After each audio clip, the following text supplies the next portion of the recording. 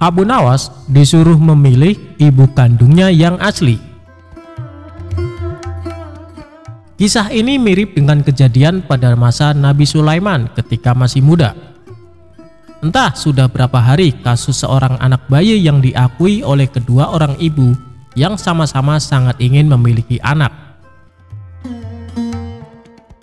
Hakim pun rupanya mengalami kesulitan untuk memutuskan dan menentukan perempuan yang menjadi ibu bayi itu sebenarnya. Kasus ini sudah berlarut-larut tanpa ada keputusan yang jelas. Hakim akhirnya menghadap Baginda Raja untuk meminta bantuan. Baginda pun turun tangan. Baginda memakai taktik rayuan. Baginda berpendapat mungkin dengan cara-cara yang amat halus, salah satu wanita itu ada yang mau mengalah. Tetapi kebijaksanaan Baginda Raja justru membuat kedua perempuan makin mati-matian saling mengaku bahwa bayi itu adalah anaknya. Baginda pun putus asa. Mengingat tak ada cara lain lagi yang bisa diterapkan, Baginda pun berpikir mungkin perlu memanggil Abu Nawas meminta bantuannya. Abu Nawas hadir menggantikan hakim. Abu Nawas tidak menjatuhkan putusan pada hari itu, melainkan menunda sampai hari berikutnya. Semua yang hadir yakin Abu Nawas pasti sedang mencari akal, seperti yang biasa dilakukan. Padahal penundaan itu hanya disebabkan oleh hal lain, yaitu seorang algojo yang harusnya masuk dalam taktik Abu Nawas tidak berada di tempat.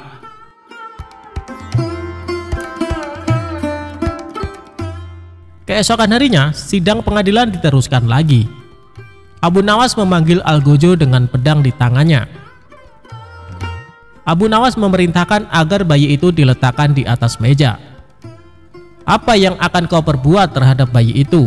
kata kedua perempuan itu saling memandang. "Sebelum saya mengambil tindakan, apakah salah satu dari kalian bersedia mengalah dan menyerahkan bayi itu kepada yang memang berhak memilikinya?" kata Abu Nawas.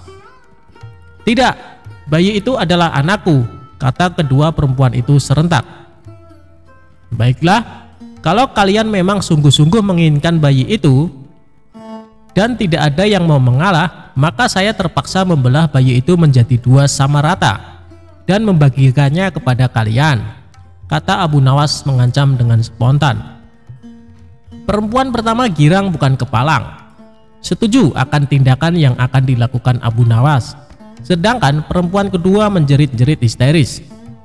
"Jangan, tolong jangan belah bayi itu. Biarlah aku rela bayi itu seutuhnya diserahkan kepada perempuan itu," kata perempuan kedua. Abu Nawas tersenyum lega. Pemilik sebenarnya bayi tersebut sudah diketahui. Abu Nawas segera mengambil bayi itu dan langsung menyerahkan kepada perempuan kedua. Abu Nawas minta agar perempuan pertama dihukum sesuai dengan perbuatannya, karena tidak ada ibu yang tega menyaksikan anaknya disembelih, apalagi di depan mata. Baginda Raja merasa puas terhadap keputusan Abu Nawas. Sebagai rasa terima kasih, Baginda Raja memberikan sejumlah hadiah atas bantuannya yang sangat berguna.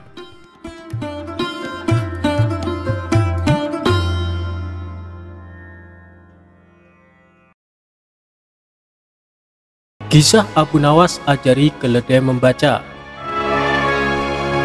Pada suatu hari, seorang menteri tiba-tiba punya niat jelek kepada Abu Nawas. Menteri tersebut iri pada perhatian raja yang dianggap berlebihan kepada Abu Nawas. Tak ada angin dan tak ada hujan, menteri tersebut tiba-tiba memberikan seekor keledai pada Abu Nawas. "Ajari keledai itu membaca. Dalam 2 minggu datanglah kembali kemari. Kita lihat akhirnya," ujar sang menteri pada Abu Nawas. Tanpa mikir panjang dan melontarkan pertanyaan, Abu Nawas menerima keledai pemberian menteri. Padahal dalam hatinya Abu Nawas merasa cemas. Apakah dia bisa menuruti kemauan sang menteri atau tidak? Ia juga penasaran dengan maksud tujuan si menteri yang tiba-tiba memberikan keledai. "Apakah ini satu di antara tipu dayanya buat menghancurkan nama baikku?" tanya Abu Nawas dalam hati. Meski merasa cemas, Abu Nawas tetap berusaha tenang. 2 minggu kemudian, Abu Nawas kembali ke istana dan bertemu dengan menteri. Tanpa banyak bicara, sang menteri kemudian mengajak Abu Nawas menghadap Baginda Raja. "Baginda, saya akan perlihatkan siapa sesungguhnya diriku ini," kata menteri tersebut. "Hei menteri, ada apa dengan dirimu?" tanya Baginda Raja dengan suara tinggi. "Tenang Baginda, hari ini Baginda akan tahu kecerdasan akalku." Sesungguhnya mengungguli kecerdasan Abu Nawas, ucap menteri itu dengan angkuh. Mendengar pernyataan menteri tersebut, Abu Nawas merasa heran dan penasaran dengan maksud omongan sang menteri. Apa yang akan dibuat oleh menteri ini? Gumam Abu Nawas dalam hati. "Baiklah, bila satu di antara kalian menang, maka ia memiliki hak memperoleh 1 kantung dinar ini. Namun untuk yang kalah akan dihukum 3 bulan di penjara," tutur Baginda Raja. Tak bisa mengelak, Abu Nawas terpaksa menyanggupi permainan yang ia anggap aneh ini. Belum selesai Abu Nawas menerka-nerka maksud permainan ini, tiba-tiba menteri itu menunjuk pada satu buku besar. "Coba, tunjukkan bila keledai itu dapat membaca." "Tidakkah engkau cerdas dalam semua hal?" pinta menteri pada Abu Nawas. Tanpa berpikir lama, Abu Nawas lalu mengiring keledainya ke buku itu. Sampul pun dibuka. Kemudian si keledai memandang buku itu. Selang beberapa saat, keledai mulai membalik halaman demi halaman dengan lidahnya. Keledai itu harus membalik lembar demi lembar hingga halaman paling terakhir buku itu. Setelah tak ada lagi lembaran yang harus dibuka, keledai tersebut memandang Abu Nawas. "Demikian keledaiku dapat membaca," kata Abu Nawas. Mendengar kata-kata Abu Nawas, sang menteri kembali angkat bicara. "Bagaimana caramu mengajari dia membaca?" tanya sang menteri mulai merasa panik. "Sesampainya di rumah, saya siapkan lembaran-lembaran besar serupa buku, serta saya sisipkan biji-biji gandum di dalamnya," jawab Abu Nawas. Keledai itu harus belajar membalik halaman agar bisa memakan biji-biji gandum itu, hingga ia terlatih benar untuk bisa membalik halaman buku, lanjut Abu Nawas. "Namun, bukankah dia tak tahu apa yang dibacanya?" bantah sang menteri. "Memang demikian cara keledai membaca. Dia cuma membalik-balik halaman tanpa tahu isinya," jawab Abu Nawas dengan enteng. "Bila kita membuka-buka buku tanpa tahu isinya, kita disebut setolol keledai, bukan?" kata Abu Nawas lagi. Jawaban cerdik Abu Nawas tersebut mendapat anggukan setuju dari Baginda Raja. Raja tahu, sepintar-pintarnya hewan, tak ada yang bisa sesempurna manusia. Hanya manusia bodoh saja yang tidak mau memakai akalnya buat berpikir. Mendengar penjelasan Abu Nawas, sang menteri tersebut merasa kesal. Raja akhirnya memberikan hadiah berupa sekantung dinar kepada Abu Nawas. Sedangkan menteri masuk penjara sesuai perjanjian yang sudah disepakati.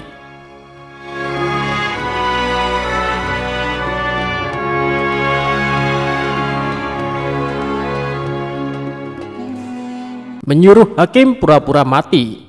Raja tertawa terpingkal-pingkal mengetahuinya.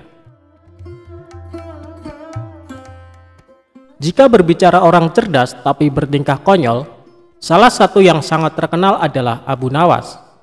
Dia merupakan seorang penyair berkebangsaan Arab yang hidup di zaman dinasti Abbasiyah.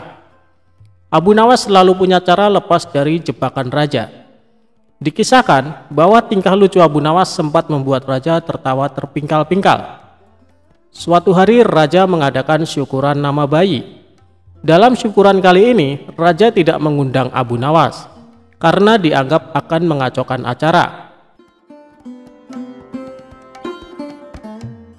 Tetapi bukan Abu Nawas namanya jika kehabisan akal. Ia pun hadir meskipun tanpa diundang. Setibanya di istana, Abu Nawas langsung membaur dengan para tamu undangan. "Para hadirin sekalian, saya ingin mengumumkan mulai hari ini, nama bayi ini adalah Jabnib," kata raja. "Jangan Baginda Raja, jangan diberi nama Jabnib," ujar salah satu tamu protes kepada Baginda Raja. Ternyata tamu yang protes tersebut adalah Abu Nawas. Baginda Raja pun kaget. Bagaimana mungkin Abu Nawas datang kemari, gumam Raja. Tapi Raja membiarkan kedatangan Abu Nawas. Kenapa kamu protes dengan nama yang aku berikan? Tanya Raja. Biasanya orang yang bernama Japnip bersifat bodoh, Baginda Raja. Lebih baik diganti dengan nama lain saja, kata Abu Nawas tanpa beban. Raja merasa dipermalukan oleh Abu Nawas di depan tamu-tamu undangan. Mana buktinya kalau orang yang bernama Japnip itu bodoh? Kalau kamu tidak bisa menjawab, akan aku hukum pancung, anjam Raja. Tentu hamba bisa membuktikannya, Baginda Raja. Baginda tahu hakim yang namanya Japnip, dia hakim bodoh, kata Abu Nawas. Tapi untuk membuktikan kebodohannya, hamba membutuhkan 30 keping emas, tambah Abu Nawas. Raja pun menyetujui karena bakal ada tontonan menarik dari Abu Nawas. Hari itu Abu Nawas pulang dengan 30 keping emas.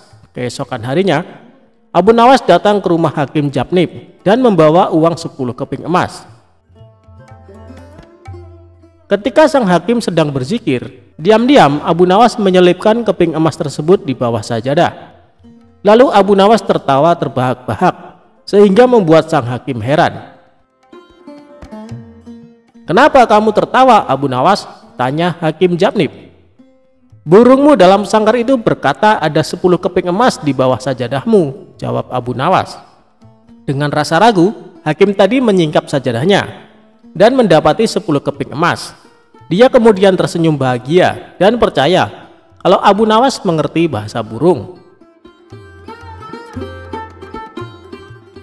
Keesokan harinya Abu Nawas melakukan hal yang sama dengan membawa 10 keping emas. Sementara pada hari ketiga, Abu Nawas tidak membawa keping emas. Saat bertemu hakim di rumahnya, Abu Nawas malah menangis tidak seperti 2 hari sebelumnya. Kenapa kamu menangis, Abu Nawas? Tanya sang hakim. Burungmu berkata bahwa kamu akan mati besok, jawab Abu Nawas. Sang hakim pun percaya sambil gemetaran. Tetapi Raja meminta solusi pada Abu Nawas. Agar perkataan burungmu tidak terjadi, maka pura-pura matilah kau, kata Abu Nawas. Hakim itu pun pura-pura mati dan kabar kematiannya pun didengar oleh masyarakat. Saat jasad hakim diusung menuju pemakaman, berpapasanlah dengan Raja. Raja pun kaget karena baru tahu kalau hakim Japnip meninggal dunia. Raja pun membuka keranda melihat wajah hakim itu untuk terakhir kalinya. Tapi ketika dibuka, hakim tersenyum ke Raja dan mengedipkan mata. Kenapa hakim yang masih hidup kau katakan meninggal, Abu Nawas? Tanya Raja. Itulah bukti kebodohan hakim Japnip yang aku katakan ketika syukuran, kata Abu Nawas. Mendengar jawaban Abu Nawas, Raja tertawa terpingkal-pingkal. Sementara warga yang dikerjai merasa kesal.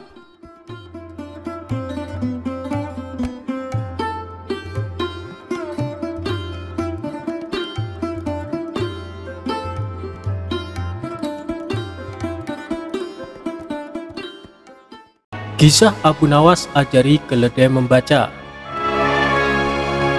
Pada suatu hari, seorang menteri tiba-tiba punya niat jelek kepada Abu Nawas. Menteri tersebut iri pada perhatian raja yang dianggap berlebihan kepada Abu Nawas. Tak ada angin dan tak ada hujan, menteri tersebut tiba-tiba memberikan seekor keledai pada Abu Nawas. Ajari keledai itu membaca. Dalam 2 minggu datanglah kembali kemari. Kita lihat akhirnya, ujar sang menteri pada Abu Nawas. Tanpa mikir panjang dan melontarkan pertanyaan, Abu Nawas menerima keledai pemberian menteri. Padahal dalam hatinya Abu Nawas merasa cemas. Apakah dia bisa menuruti kemauan sang menteri atau tidak? Ia juga penasaran dengan maksud tujuan si menteri yang tiba-tiba memberikan keledai. Apakah ini satu di antara tipu dayanya buat menghancurkan nama baikku? Tanya Abu Nawas dalam hati. Meski merasa cemas, Abu Nawas tetap berusaha tenang. 2 minggu kemudian, Abu Nawas kembali ke istana dan bertemu dengan menteri. Tanpa banyak bicara, sang menteri kemudian mengajak Abu Nawas menghadap Baginda Raja. "Baginda, saya akan perlihatkan siapa sesungguhnya diriku ini," kata menteri tersebut. "Hei menteri, ada apa dengan dirimu?" tanya Baginda Raja dengan suara tinggi. "Tenang Baginda, hari ini Baginda akan tahu kecerdasan akalku." Sesungguhnya mengungguli kecerdasan Abu Nawas, ucap menteri itu dengan angkuh.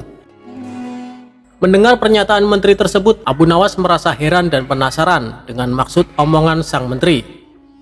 Apa yang akan dibuat oleh menteri ini, gumam Abu Nawas dalam hati. "Baiklah, bila satu di antara kalian menang, maka ia memiliki hak memperoleh 1 kantung dinar ini. Namun untuk yang kalah akan dihukum 3 bulan di penjara," tutur Baginda Raja. Tak bisa mengelak, Abu Nawas terpaksa menyanggupi permainan yang ia anggap aneh ini. Belum selesai Abu Nawas menerka-nerka maksud permainan ini, tiba-tiba menteri itu menunjuk pada satu buku besar. "Coba tunjukkan bila keledai itu dapat membaca." "Tidakkah engkau cerdas dalam semua hal?" pinta menteri pada Abu Nawas. Tanpa berpikir lama, Abu Nawas lalu mengiring keledainya ke buku itu. Sampul pun dibuka. Kemudian si keledai memandang buku itu. Selang beberapa saat, keledai mulai membalik halaman demi halaman dengan lidahnya.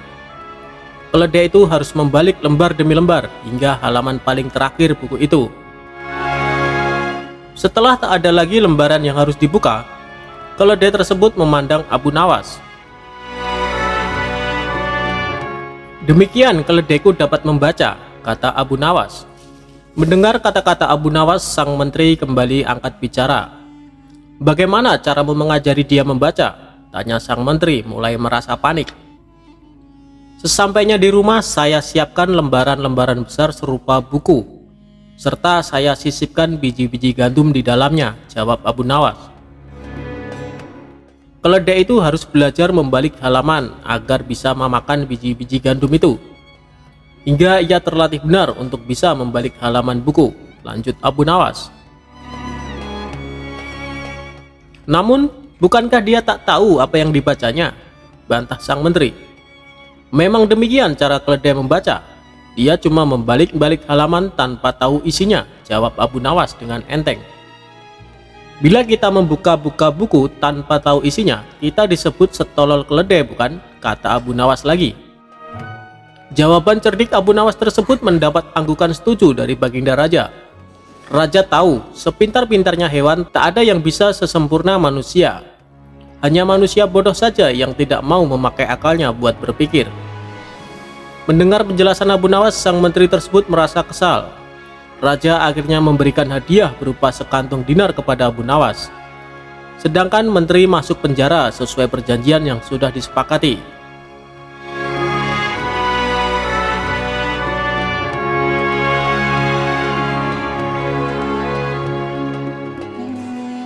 Abu Nawas memantati raja.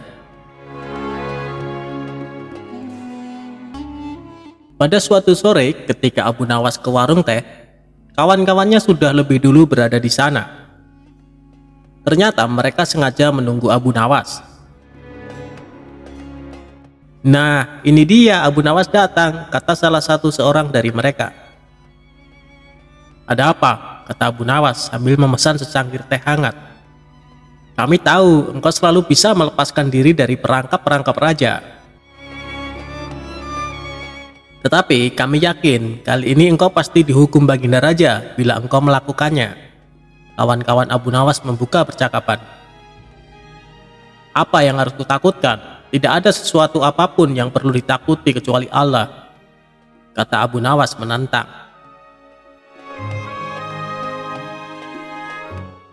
Selama ini belum pernah ada seorang pun di negeri ini yang berani memantati Baginda Raja. "Bukankah begitu, hai Abu Nawas?" tanya kawan Abu Nawas. "Tentu saja tidak ada yang berani melakukan hal itu, karena itu pelecehan yang amat berat. Siapa saja yang melakukan pasti akan dipancung," kata Abu Nawas memberitahu. Itulah yang ingin kami ketahui darimu. Beranikah engkau melakukannya? Tanya temannya yang lain. Sudah kukatakan bahwa aku hanya takut kepada Allah saja.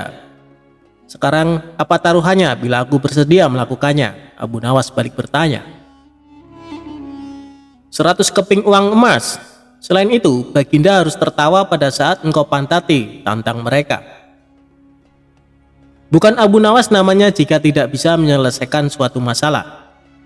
Ia menyanggupi tawaran yang amat berbahaya itu dan kembali pulang ke rumahnya.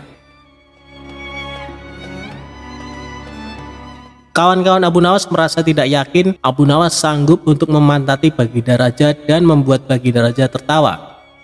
Karena tantangan ini sangat berat, maka kali ini Abu Nawas pun harus berhadapan dengan Algojo pemenggal kepala.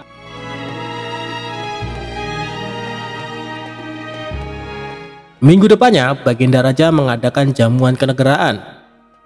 Para menteri, pegawai istana, dan orang-orang dekat Baginda diundang, termasuk juga Abu Nawas. Abu Nawas merasa hari-hari berlalu dengan cepat karena ia harus menciptakan jalan keluar yang paling aman bagi keselamatan lehernya dari pedang Algojo. Tetapi bagi kawan-kawan Abu Nawas, hari-hari terasa amat panjang karena mereka sudah tidak sabar menunggu pertaruhan yang amat mendebarkan itu. Persiapan-persiapan di halaman istana sudah dimulai. Baginda Raja menginginkan acara itu akan digelar dengan meriah. Baginda tidak ingin mengecewakan para tamunya, terkhusus untuk raja-raja dari negeri sahabat yang datang.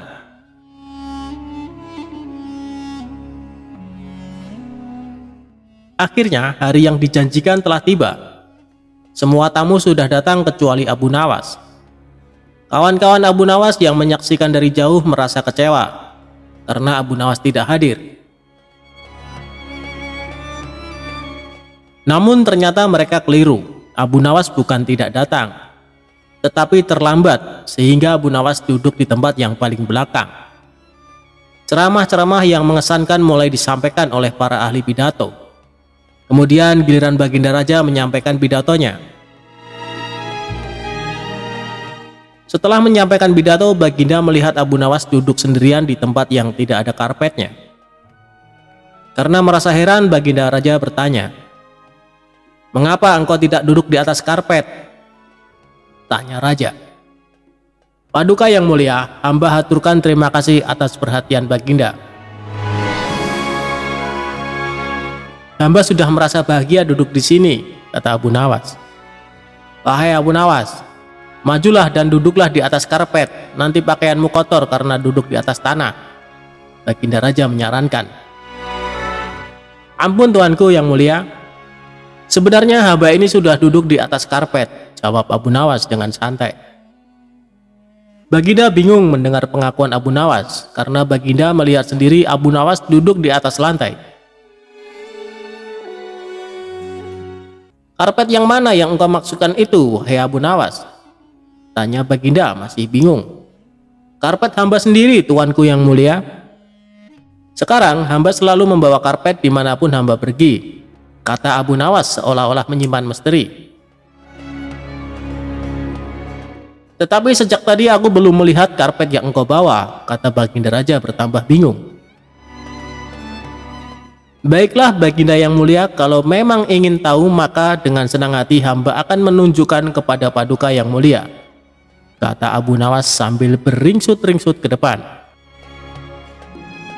Setelah cukup dekat dengan Baginda, Abu Nawas berdiri, kemudian menunjukkan potongan karpet yang ditempelkan di bagian pantatnya. Abu Nawas kini seolah-olah memantati Baginda Raja. Melihat ada sepotong karpet menempel di pantat Abu Nawas, Baginda Raja tak bisa membendung tawa sehingga beliau terpinggal-pinggal diikuti oleh para tamu yang datang. Menyaksikan kejadian yang menggelikan itu, kawan-kawan Abu Nawas merasa kagum dan mereka harus rela melepas 100 keping emas untuk Abu Nawas.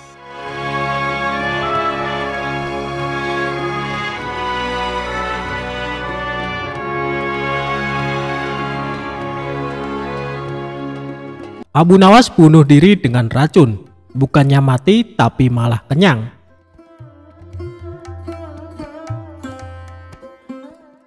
Sebelum menjadi orang kepercayaan Baginda Raja, Abu Nawas pernah bekerja sebagai penjahit. Kala itu, Abu Nawas bekerja sebagai penjahit pakaian pada seorang tuan yang memiliki toko pakaian. Karena sifatnya yang sangat rajin dan ulet dalam bekerja, maka Abu Nawas sangat dipercayai oleh tuan majikannya. Bahkan di tempat kerjanya, Abu Nawas dicap sebagai salah satu pekerja yang paling teladan. Namun sayangnya tuan majikan Abu Nawas adalah orang yang sangat pelit sekali. Bahkan tuannya tersebut tidak pernah memberikan perhatian khusus apalagi bonus kepada Abu Nawas. Tidak jarang tuannya tersebut sering membawa banyak sekali makanan ke tempat usahanya. Namun tidak ada satupun pekerja yang diberikan atau ditawari makanan tersebut.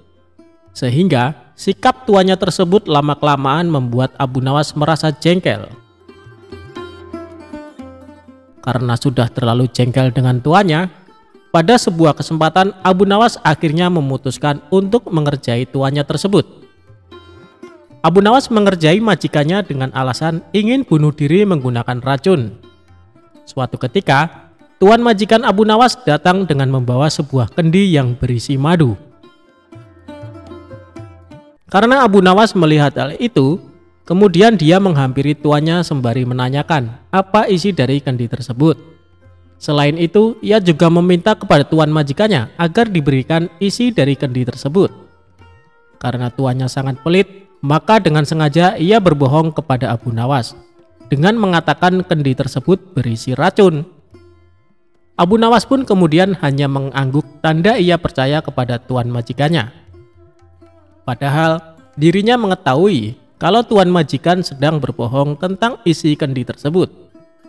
Terlebih lagi, Abu Nawas sempat mencium bau madu dari kendi yang dibawa oleh tuan majikannya. Tidak lama kemudian, tuan majikan Abu Nawas harus pergi karena ada keperluan. Karena dirasa kendi yang berisi madu tersebut aman dari para pekerjanya, termasuk Abu Nawas, maka kendi tersebut tetap dibiarkan di sana. Melihat kendi berisi madu tersebut ditinggalkan oleh tuannya, maka Abu Nawas tidak membuang-buang kesempatan.